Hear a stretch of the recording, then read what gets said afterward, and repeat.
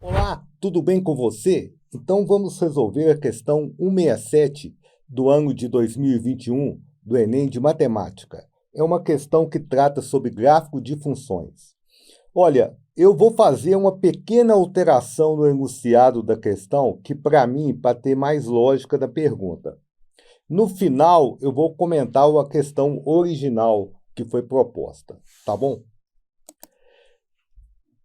Um casal está planejando comprar um apartamento de 2 quartos num bairro de uma cidade e consultou a página de corretora de imóveis, encontrando 105 apartamentos de 2 quartos à venda no bairro desejado. Eles usaram um aplicativo da corretora para gerar a distribuição de preços no conjunto de imóveis selecionados. O gráfico, nós vamos mostrar o gráfico no slide seguinte, ilustra a distribuição de frequências dos preços de venda dos apartamentos dessas listas, em R$ 1.000, nos quais estão essas faixas de preço, de 300 a 400 mil, de 400 a 500, etc., de 1.200 a 1.300. Só tomar um cuidado aqui, preste atenção, aí que está até o detalhe da minha questão. Esse intervalo aqui, 300 a 400 mil, inclui o 400 mil, mas não inclui o 300. Se for 301 mil, está aqui. Esse intervalo de 1.200 a 1.300 inclui o 1.300, porém não inclui o 1.200. Tudo bem? A mesma corretora anuncia que 50% dos apartamentos de 2 quartos desse bairro, publicados em sua página, têm preço inferior a R$ 550 mil. No entanto, o casal achou que essa informação não estava compatível com o gráfico. Tá? E, na verdade, não está compatível. Então, ele fez a seguinte questão. Com base no gráfico obtido, o menor preço, P, em R$ 1.000, para qual pelo menos 50% dos apartamentos apresentam preço inferior ou igual a P é, então nós temos 5 opções. Esse de vermelho aí, que está, Esse de vermelho aí, que está a nossa divergência com relação ao Enem, Eu acho mais correto por ou igual, não inferior. Nós vamos resolver com ou igual, tá? Essa que é a pequena divergência que nós temos. Agora, presta atenção, por favor. Isso aqui é um detalhe importante.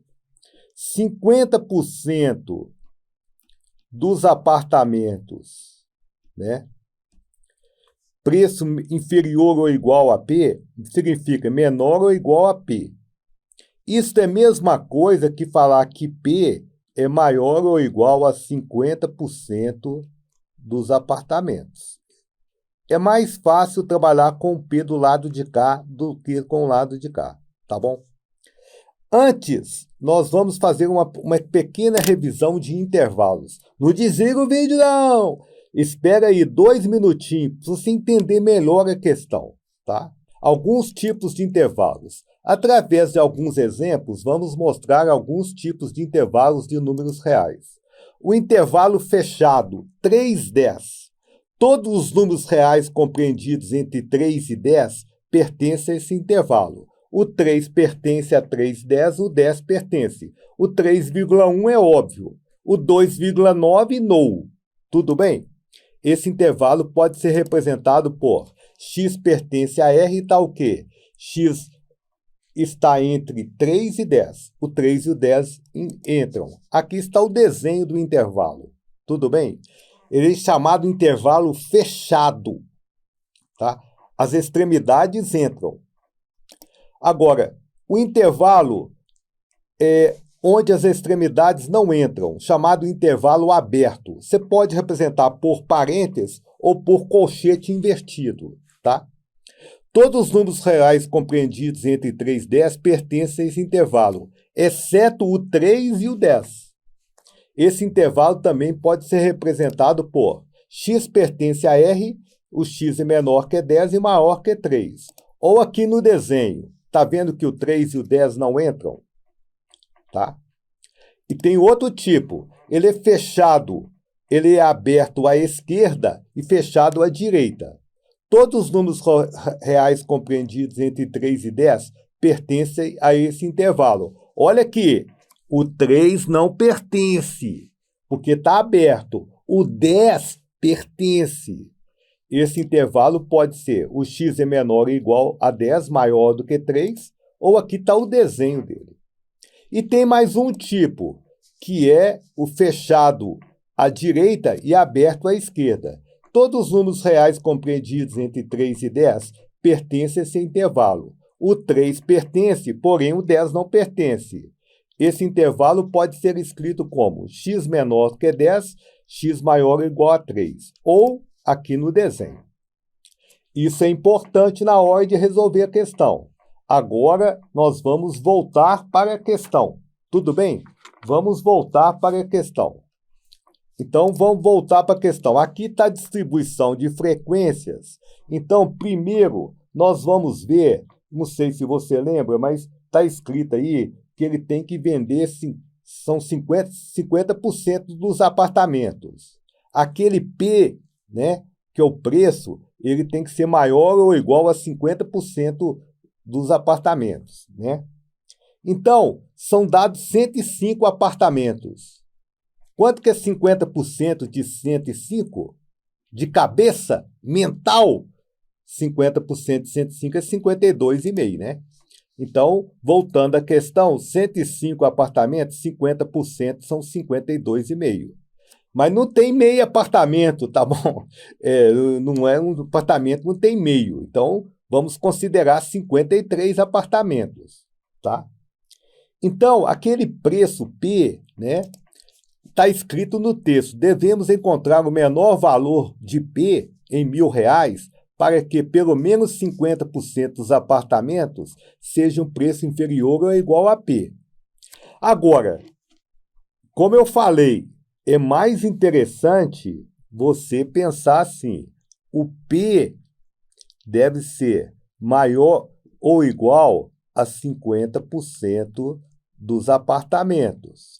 Então, o P aqui tem que ser maior ou igual a quanto? 53 apartamentos. Tá bom?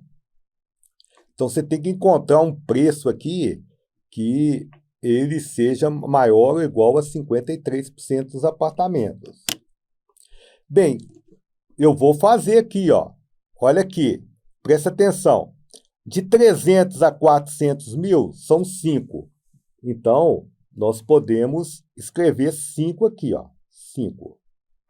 Agora, presta atenção, eu estou acumulando, tá? Eu estou acumulando. Aqui tem 5. Acumulando com esses 5 dá 10. Aqui tem 5, aqui 15. Abaixo de 500 mil, você consegue 20 apartamentos. Tá? Acumulando aqui mais 5, tá? Mais 5 não, vamos somar. Então, aqui 20, tá? Acumulando aqui 25, acumulando 30, 35. Mas o nosso P tem que ser maior que 53. 35, acumulando 40, 45, 50, 55. Tá bom? Então, o nosso P, presta atenção, o preço dele tem que ser maior ou igual a um valor aqui. Esse valor está aqui, ó. Né? Esse valor, olha aqui.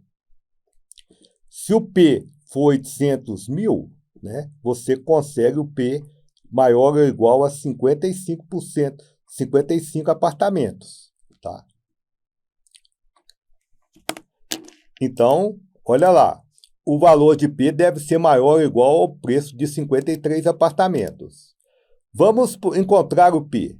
Vamos fazer o acumulado de números do apartamento do menor para o maior valor. Eu já fiz isso, tá? De 300 a 400 é 5, de 400 a 500 é 10. Que está escrito na questão. O acumulado aqui é 15. Tá? Você pode olhar no gráfico aqui, aqui eu estou fazendo o gráfico e aqui eu estou pondo o acumulado. Foi aquilo que eu acabei de desenhar agora mesmo. De 500 a 600 é 5, de 300 a 600 é 20. De 600 a 700 é 15, aqui 35, o acumulado. E aqui o acumulado 55, tá? 55. Então, aqui você consegue ver o seu P, né? Se o P for 800 mil, né? 800, você consegue o preço maior ou igual a 55 imóveis, que é os 50%, né? Mais um pouquinho. Então, aqui nós temos que P em reais é igual a 800, é o preço maior ou igual a 50% dos imóveis. Agora, você poderia pensar, ô professor, tudo bem, eu entendi que se o P for 800, ele é maior que 50% dos imóveis. Mas ele falou que se tiver um valor menor que 800, aí que está o detalhe da questão. Sei lá, se o P for 799, não garante que é maior que 50% dos imóveis. Eu vou te explicar por quê. Qualquer valor de P inferior a 800 não garante que seu preço seja superior a 50% dos imóveis. Pode ser, cuidado, que nessa distribuição aqui, todos os imóveis custam 800 mil. Então, você tem uma distribuição aqui com todo mundo, porque está entre 700 e 800, não está especificado. Pode ser que todos custam 800 mil. Então, se todos custar 800 mil, você teria 20 imóveis com esse valor. Você pode ter 20 imóveis. Aí o preço, se você pegar 799, por exemplo, não seria superior a 50%, só seria 35 imóveis. Tudo bem, é um detalhe assim, talvez difícil de você ver, mas eu tenho que ser honesto em te falar isso aqui, tá? Essa é a minha opinião. Então, o nosso valor do P é 800, tá? Agora, um comentário da prova original, tá bom? Com base no gráfico obtido, o menor valor de P em R$ 1.000 para o qual pelo menos 50% apresentam o preço inferior a P é... Bem, eu nem vou responder a questão na minha avaliação. A pergunta acima, original, é o gabarito do Enem. A resposta C, que é 800 também. Mas, igual eu te falei, se todos os imóveis na faixa de 700 e 800 custarem 800 mil, esse preço aqui não é inferior, vai ser igual, tá? Então, você não vai ter essa resposta, né? Nesse caso, teremos 35 imóveis com preço inferior a 800, tá? Bem, se você gostou do vídeo, dê um like e também inscreva no nosso canal. Eu te espero na próxima. Obrigado.